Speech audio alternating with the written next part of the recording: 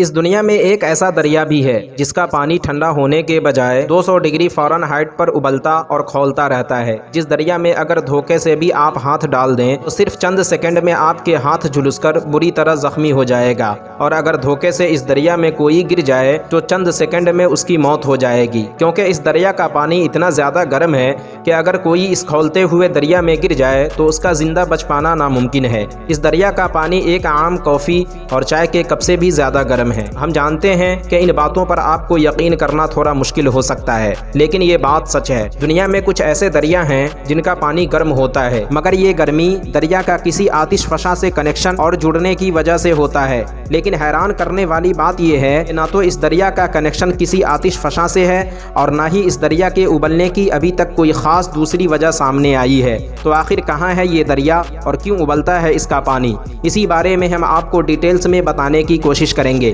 تو چلیے جانتے ہیں قدرت کے اس عجیب و غریب اور ادبھت ابلتے دریا کے بارے میں۔ جنوبی امریکہ میں لاکھوں میل پھیلے ہوئے ایمیزون کے جنگلات کے بارے میں کون نہیں جانتا؟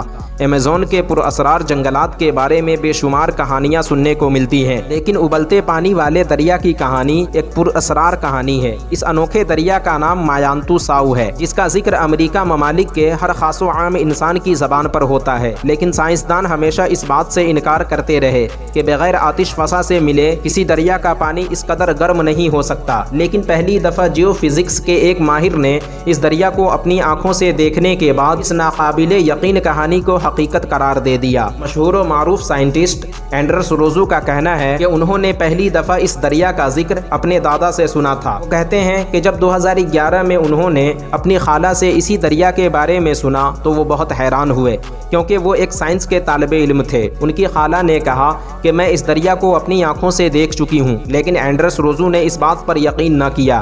آخرکار اینڈرس روزو نے اس دریا کے بارے میں جاننے کا فیصلہ کیا، اور اینڈرس روزو اپنی خالہ کے ساتھ ملک پیرو ایمیزون کے جنگلات میں اس دریا کا پتہ لگانے کے لیے نکل پڑے، اور وہاں سے واپس آ کر ایک ٹی وی شو میں اس دریا کے بارے میں کئی حیران کر دینے والی باتیں بتائیں۔ اینڈرس روزو نے کہا کہ جب انہوں نے پہلی بار اس دریا کو دیکھا تو ان کی آنکھیں حیرت سے پھٹی کی پٹی رہ گئیں۔